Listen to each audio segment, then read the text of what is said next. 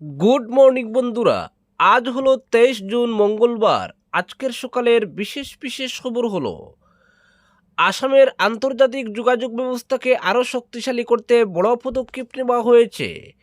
সোমবার আসামের মুখ্যমন্ত্রী হিমন্ত বিশ্ব শর্মা ঘোষণা করেছেন যে আগামী 4 আগস্ট থেকে এয়ার ইন্ডিয়া গুয়াহাটি থেকে দুবাই ও আবুধাবির উদ্দেশ্যে সরাসরি বিমান পরিষেবা চালু করবে।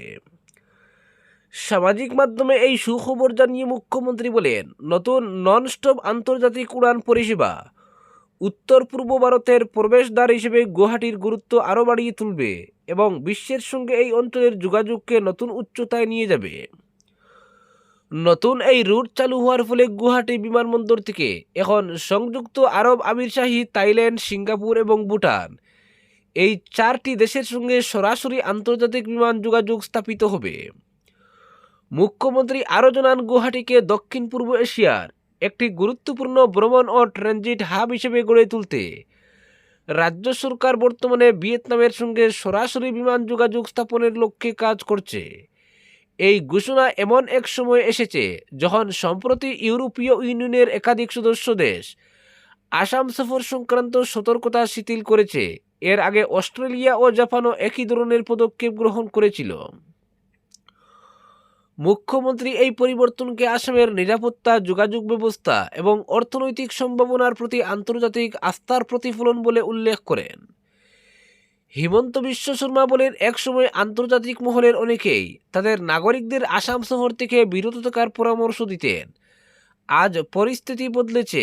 বিশ্বের বিভিন্ন অংশীদার দেশ সেই সতর্কতা তুলে নিয়ে আসামে বিনিয়োগ, পর্যটন ও উন্নয়নের সম্ভাবনাকে স্বাগত জানাচ্ছে। অপরদিকে কথা রাখলেন কমলাক্ষ। অবশেষে কালাইন এলাকায় জাতীয় সড়কের সংস্কার কাজ শুরু। দীর্ঘদিনের জনদুর্ভোগ ও নাগরিকদের ক্ষোভের মুখে অবশেষে কালাইন এলাকায় 6 নম্বর জাতীয় সড়কের ক্ষতিগ্রস্ত অংশ মেরামতের কাজ শুরু হয়েছে। রবিবার কালাইন বাজারে অনুষ্ঠিত নাগরিক সভা গৃহীত সিদ্ধান্তের ভিত্তিতেই সোমবার থেকে সংস্কার কার্যক্রম শুরু হয়। এদিন খাটিগড়ার বিধায়ক কমলাক্ষ দে পুরকায়স্থ উপস্থিত থেকে কাজের অগ্রগতি পরিদর্শন করেন। উল্লেখ্য, শিলচর গুয়াহাটি সংযোগকারী এই গুরুত্বপূর্ণ জাতীয় সড়কের বেহাল অবস্থার কারণে দীর্ঘদিন ধরে যাত্রী, পরিবহন ব্যবসায়ী ও সাধারণ মানুষকে চরম ভোগান্তির শিকার হতে হচ্ছিল। এই পরিস্থিতি নিয়ে রবিবার কালাইন বাজারে এক নাগরিক সভার আয়োজন করা হয়। সভায় বিধায়ক কমলাক্ষ দে পুরকায়স্থ, এনএইচআইডিসির আধিকারিক, প্রশাসনিক প্রতিনিধি, জনপ্রতিনিধি এবং এলাকার বিশিষ্ট নাগরিকরা উপস্থিত ছিলেন। সভায় জাতীয় সড়কের দুরবস্থা, নির্মাণ কাজে অনিয়ম এবং রক্ষণাবেক্ষণে গাফিলতির অভিযোগ উত্থাপিত হয়। বিশেষ করে কালাইন মণ্ডল বিজেপির সভাপতি নিত্যগোপাল দাস দ্রুত সড়ক সংস্কারের দাবি জানান এবং জনস্বার্থে অবিলম্বে পদক্ষেপ গ্রহণের আহ্বান জানান। নাগরিক সভার সিদ্ধান্ত অনুযায়ী সোমবার থেকেই কালাইন বাজার এলাকার ক্ষতিগ্রস্ত অংশে মেরামতের কাজ শুরু হয়। কাজ পরিদর্শন করে বিধায়ক কমলাক্ষ দে পুরকায়স্থ সংশ্লিষ্ট সংস্থাকে দ্রুত ও মানসম্পন্নভাবে সংস্কার কাজ সম্পন্ন করার নির্দেশ দেন। দীর্ঘ প্রতীক্ষার পর সড়ক মেরামতের কাজ শুরু হয়। স্থানীয় বাসিন্দাদের মধ্যে স্বস্তির পরিবেশ সৃষ্টি হয়েছে।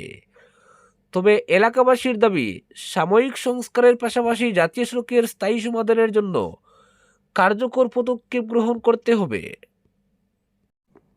অপরদিকে স্বামীর হাতুড়ির আঘাতে প্রাণ গেল পরপুরুষের হাত ধরে পালানো স্ত্রীর। আত্মসমর্পণ। পরপুরুষের হাত ধরে পালানো 2 সন্তানের জননীর মৃত্যু ঘটল স্বামীর হাতুড়ির আঘাতে।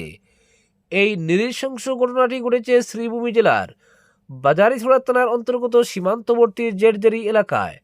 মৃত্যুকে কেন্দ্র করে ব্যাপক চাঞ্চল্যের সৃষ্টি হয়েছে। অভিযোগ, স্বামীর হাতুড়ির আঘাতে প্রাণ হারিয়েছেন সাহারা বেগম নামে এক গৃহবধূ। স্থানীয় সূত্রে জানা যায়, জেরজেরি এলাকার পূর্ব হাতাইয়ারবন্দ গ্রামের বাসিন্দা ফুরকান উদ্দিনের সঙ্গে কোটামণি ইচারপর এলাকার বাসিন্দা মুজিবুর রহমানের মেয়ে সাহারা বেগমের প্রায় 6 বছর আগে সামাজিক ও ধর্মীয় রীতি মেনে বিবাহ হয়। তাদের এক পুত্র ও এক কন্যা সন্তান রয়েছে।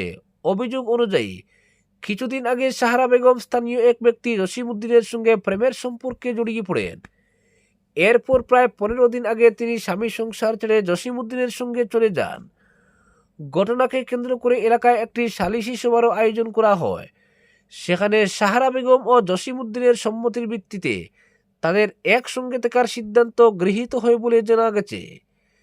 সে সময় সাহারা তার পুত্র সন্তানকে সঙ্গে নিয়ে যান, আর কন্যা সন্তানটি ফুরকান উদ্দিনের কাছেই থেকে যায়। রবিবার সাহারা বেগম ও জসিমউদ্দিন হঠাৎ ফুরকান উদ্দিনের বাড়িতে উপস্থিত হন। সেখানে কোনো একটি বিষয়কে কেন্দ্র করে সাহারা ও ফুরকানের মধ্যে বচসা শুরু হয়। অভিযোগ, এক পর্যায়ে উত্তেজিত হয়ে ফুরকান উদ্দিন হাতুড়ি দিয়ে সাহারার মাথায় আঘাত করেন। গুরুতর আহত অবস্থায় তিনি ঘটনাস্থলেই ঢুলটিয়ে পড়েন এবং পরে তার মৃত্যু হয়। ঘটনার পর জসিমউদ্দিন সেখান থেকে পালিয়ে গেলেও অভিযুক্ত ফুরকান উদ্দিন নিজেই নাগরা পুলিশ ওয়াচপোস্টে গিয়ে আত্মসমর্পণ করেন। খবর পেয়ে পুলিশ তাকে সঙ্গে নিয়ে ঘটনাস্থলে পৌঁছে তদন্ত শুরু করে।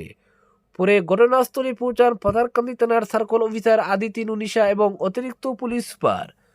তাদের উপস্থিতিতে পুলিশ মৃতদেহ উদ্ধার করে ময়নাতদন্তের জন্য শ্রীভূমি জেলা হাসপাতালে পাঠায়। একই সঙ্গে অভিযুক্ত ফুরকান উদ্দিনকে বাজারিছড়া থানার পুলিশের হাতে তুলে দেওয়া হয়। এদিকে মৃতার বাবা মুজিবুর রহমান রাতেই বাজারিছড়া থানায় একটি এজাহার দায়ের করেছেন বলে জানা গেছে। পুলিশ ইতিমধ্যে ঘটনার তদন্ত শুরু করেছে এবং মৃত্যুর প্রকৃত কারণ ও ঘটনার নেপথ্যের সমস্ত দিক খতিয়ে দেখছে। এই মর্মান্তিক ঘটনাকে কেন্দ্র করে সমগ্র এলাকায় শোক ও উত্তেজনার পরিবেশ বিরাজ করছে। তদন্তের মাধ্যমে ঘটনার পূর্ণ সত্য উদ্ঘাটিত হবে বলে আশা প্রকাশ করেছেন স্থানীয় বাসিন্দারা।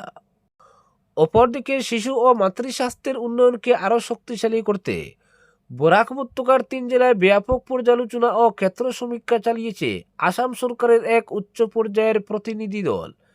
স্বাস্থ্য ও পরিবার কল্যাণ বিভাগের আয়ুক্ত ও সচিব ডক্টর পি অশোকবাবু এবং জাতীয় স্বাস্থ্য মিশন আসামের মিশন ডিরেক্টর ডক্টর লক্ষ্মণ এসের নেতৃত্বে পরিচালিত এই সফরে কাছাড়, শ্রীভূমি ও হাইলাকান্দি জেলার শিশু স্বাস্থ্যসেবার বর্তমান অবস্থা নিবিড়ভাবে মূল্যায়ন করা হয়।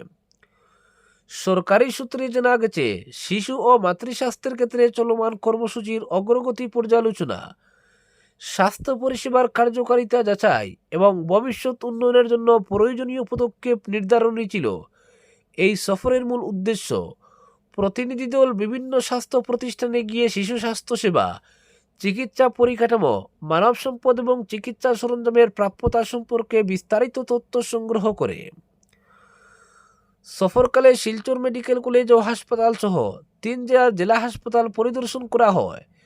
সেখানে চিকিৎসক, নার্স, স্বাস্থ্যকর্মী ও হাসপাতাল কর্তৃপক্ষের সঙ্গে বিস্তারিত আলোচনা অনুষ্ঠিত হয়। শিশুদের চিকিৎসা ব্যবস্থাকে আরও কার্যকর, সহজলভ্য ও জনমুখী করে তোলার লক্ষ্যে বিভিন্ন বিষয় নিয়ে মত বিনিময় করা হয়। পাশাপাশি মাঠ পর্যায়ে স্বাস্থ্যকর্মীদের নিরলস প্রচেষ্টারও প্রশংসা করেন ঊর্ধ্বতন আধিকারিকরা। জাতীয় স্বাস্থ্য মিশনের আওতায় পরিচালিত শিশু ও মাতৃস্বাস্থ্য কর্মসূচির অগ্রগতি পর্যালোচনার জন্য জেলা প্রশাসন ও স্বাস্থ্য বিভাগের কর্মকর্তাদের সঙ্গে একাধিক বৈঠক অনুষ্ঠিত হয়।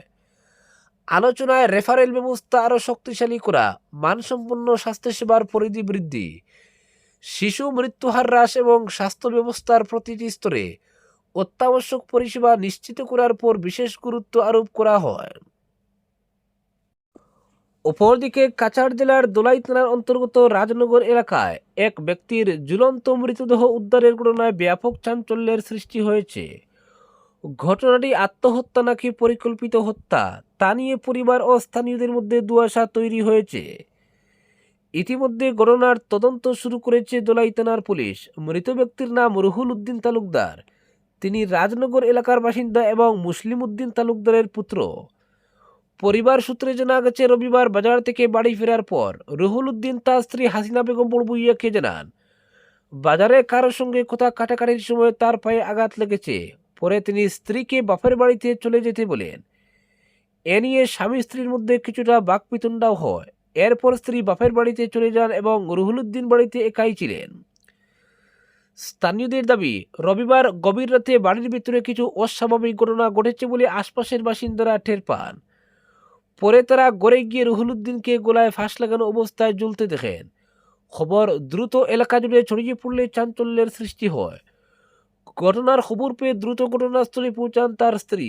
তিনি জানান, গত 5 মাস ধরে তার স্বামী নানা শারীরিক সমস্যায় ভুগছিলেন। সংসার চালানো এবং স্বামীর চিকিৎসার খরচ বহন করতে তাকে বিভিন্ন বাড়িতে কাজ করতে হতো। পাশাপাশি ছোট ব্যবসার সঙ্গে যুক্ত রুহুল উদ্দিনের প্রায় 2 লক্ষ টাকার ঋণ ছিল। ঋণের চাপ ও দীর্ঘদিনের অসুস্থতার কারণে তিনি মানসিক অবসাদে ভুগছিলেন বলেও দাবি করেন তিনি।